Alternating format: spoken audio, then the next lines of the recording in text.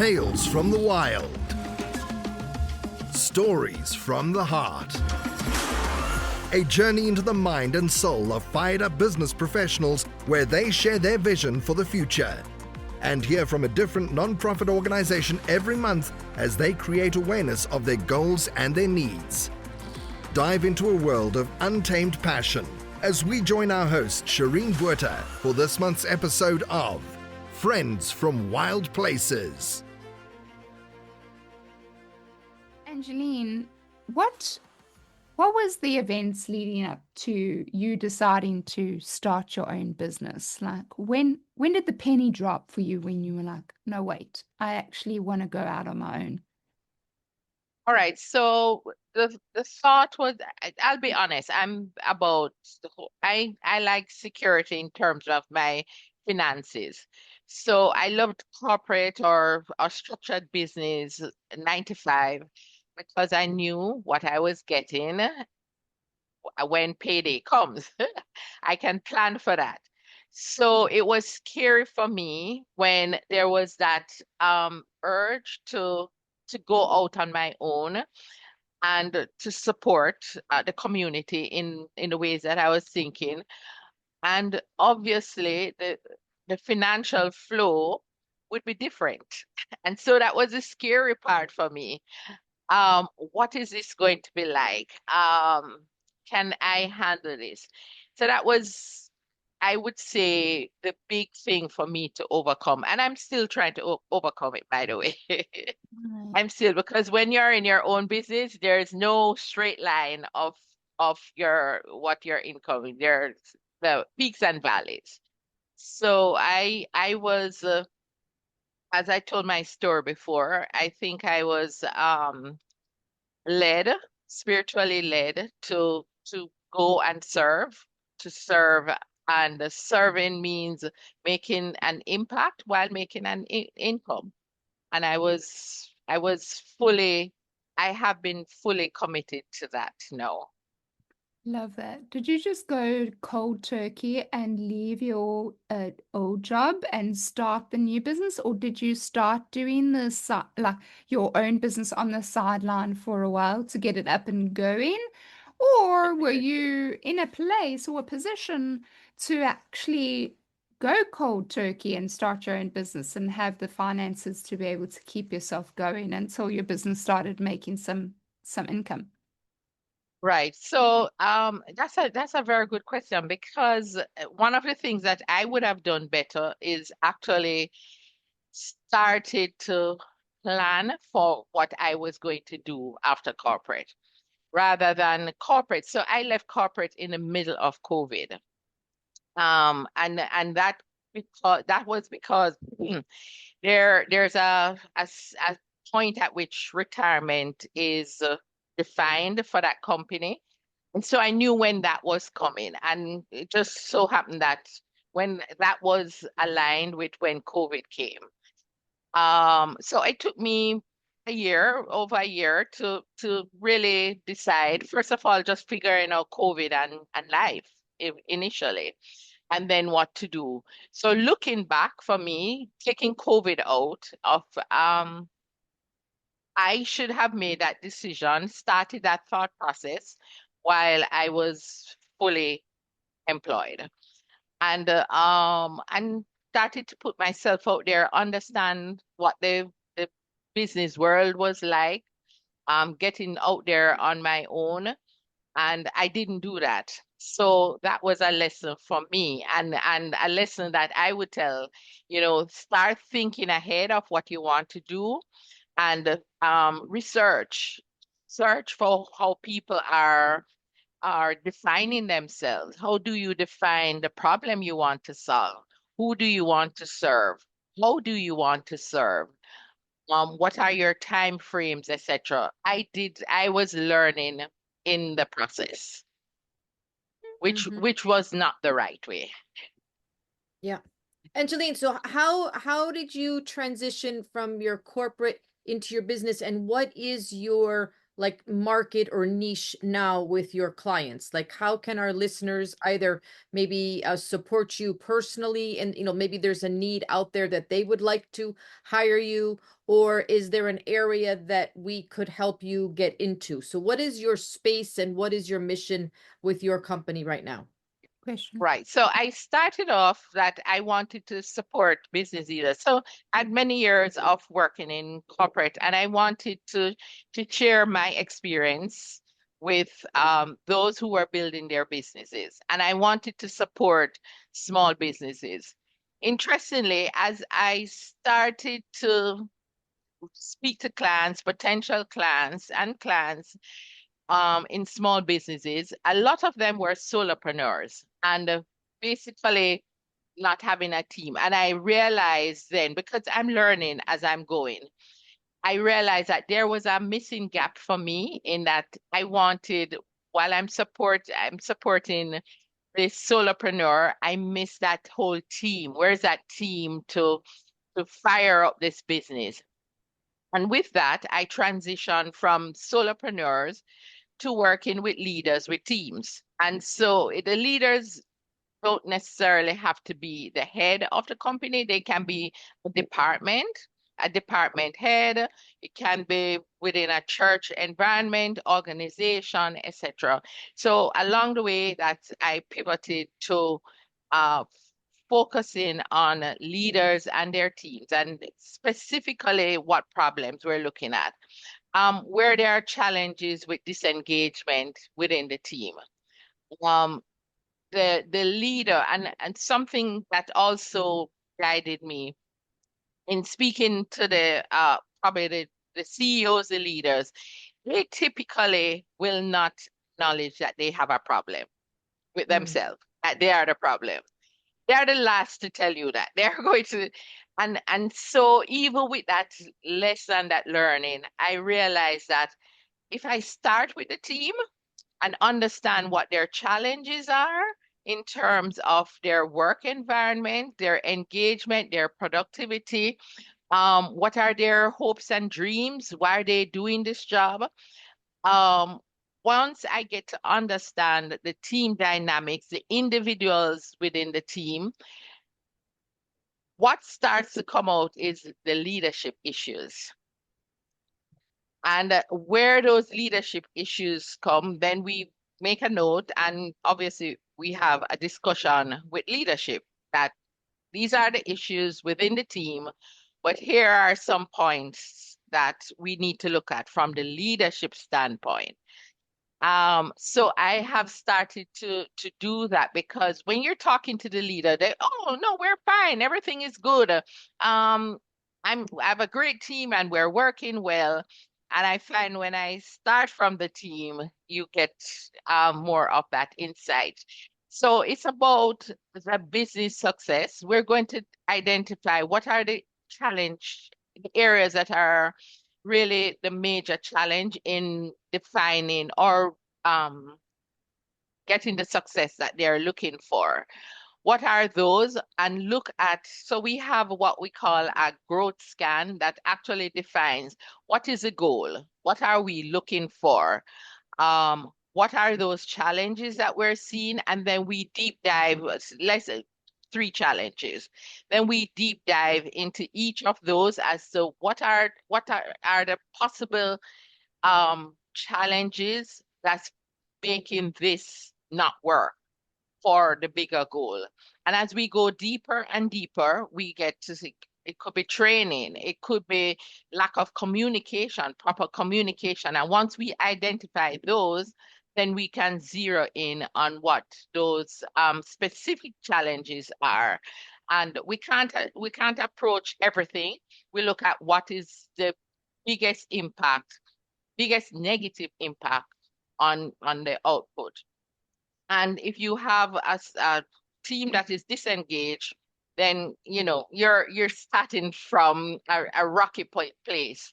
So again, is what is the team energy? Why are they working together? Do we have the right people? Do they understand what they want to do?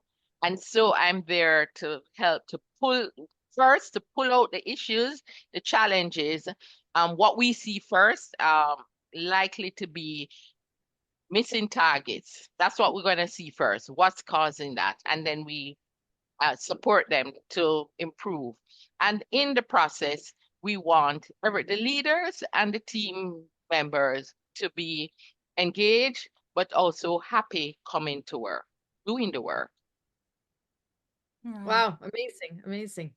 Yeah, I love it. Angeline, talking more about your journey as a new business owner, and entrepreneur, what would you say would be one of the biggest lessons that you've learned? You did mention something earlier on about something that you could do better, but what is another lesson that you've learned during this journey? Well, I would say starting off, I smile because if I was to say what one of the areas that I've had to work on, whether in business, just personally, is patience. I'm not very patient. And so getting into the business, this has been a real test for me because it requires patience. It's not going to happen overnight. And it's so that for me was like, okay, if I have my ducks in a row, I know who I'm targeting, and I have a plan, I have a strategy to reach them. What I have learned is the people who I've spoken to and who come back is probably a year, 2 years afterwards that you get back and they say, oh, we spoke and now I want to speak. So there is that span. It's not an immediate win. And so patience, patience, patience. Mm. Just be ready for the long haul. Mm-hmm. Awesome. Angeline, and do you do virtual work, like remote work, or is it all in person or a combination? Combination. So I do virtual. I work I'm in the US, and even outside of the US, I do virtual. And in fact, it started out mostly with virtual until just recently I started to do conferences with colleges. So emerging leaders now, so not just leaders who are on the job with the teams, but another angle to what I'm doing relates to emerging leaders. So college students, typically who I'm speaking with at first level would be the leaders, the college leaders. And then from there, it extends to the bigger group in terms of workshop. So it's it's very important for for us to look at both the emerging and those who are leaders already, and any opportunity, whether on Zoom, virtual, or in person, I can make it work effectively. Yeah. Awesome. Awesome. And I have one other question for you. If you had to say, like, so right now, we see on LinkedIn and different Instagram as far as people helping people and coaches or business strategists or the different buzzwords that are out there. How would you define your services different from anybody else? Like, what makes your service unique? And obviously it has Angeline attached to it. Yes. But how can you describe to our listeners what is it that makes your set of this strategy different or better or more enhanced in your words? Right. So I can't answer that without saying that I'm the core.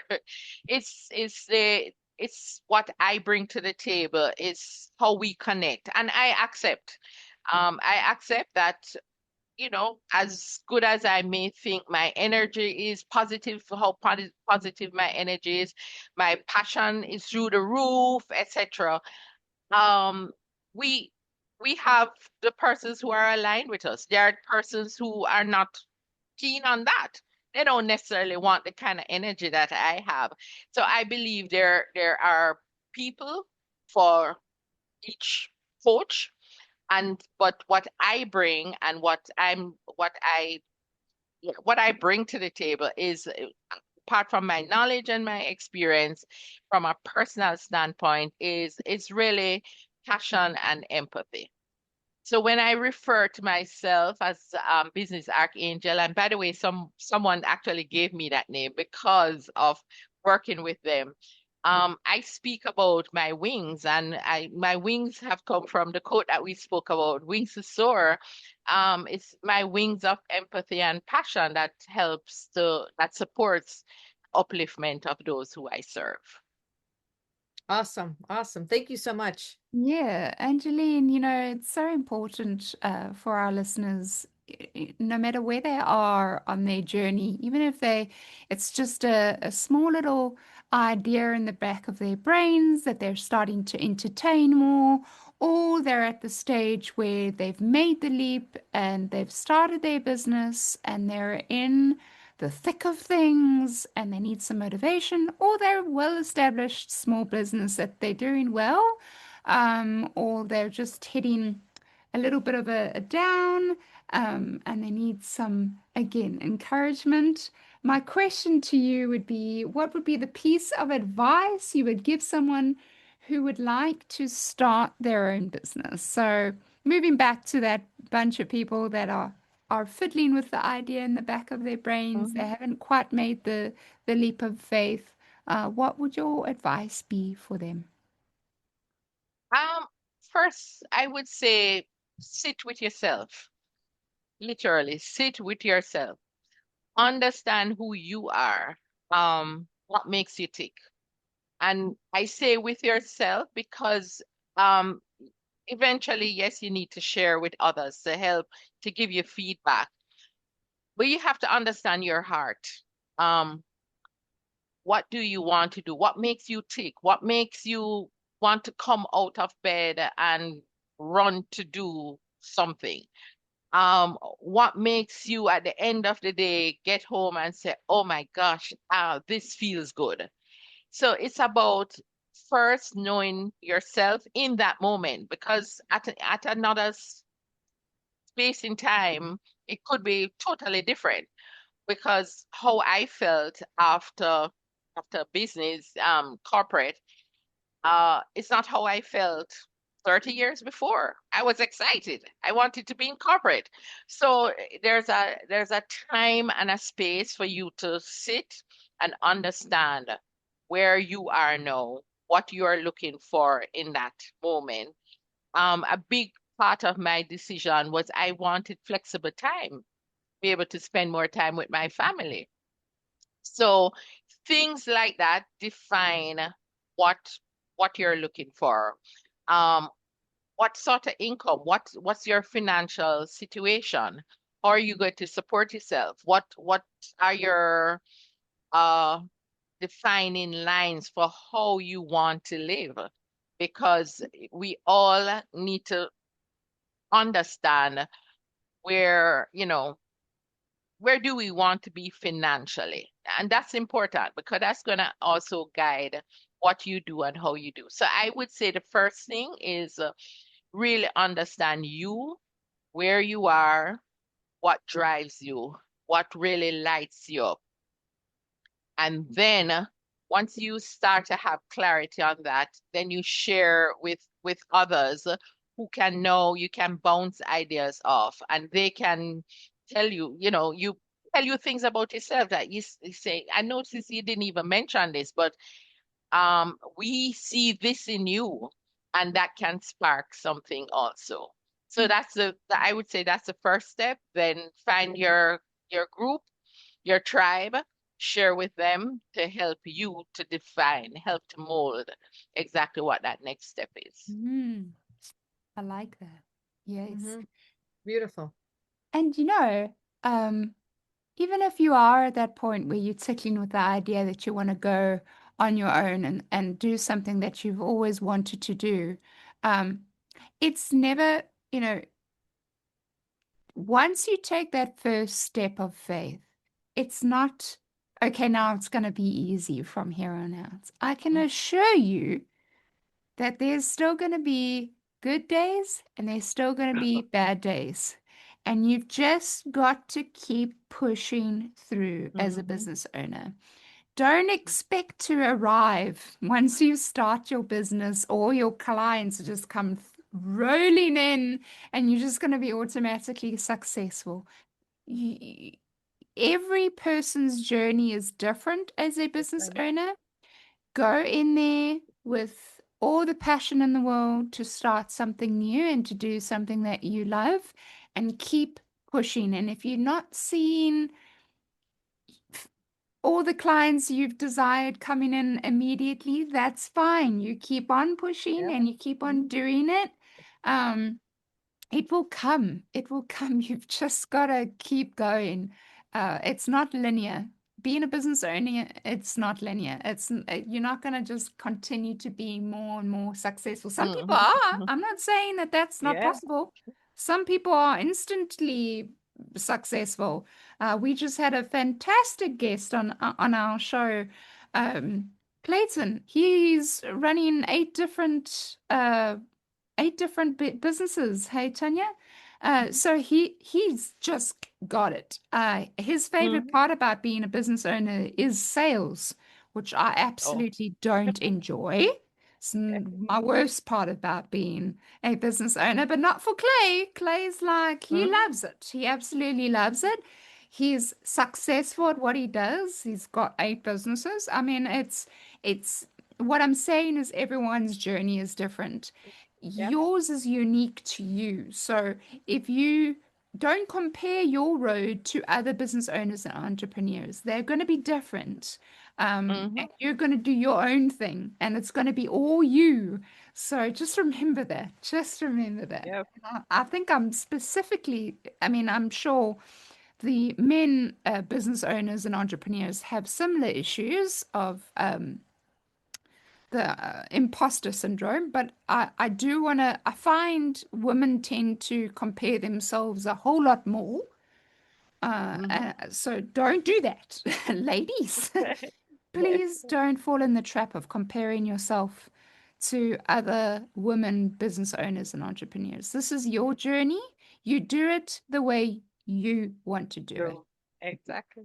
Yeah. So that's all I wanted to say about that. Sorry about went on a little bit of a Good point. Good point. Tune in next week for part 3 of Friends from Wild Places. You've been listening to Friends from Wild Places with Shireen Bweta. Be sure to subscribe to the podcast from the links to catch every episode and unleash your passion.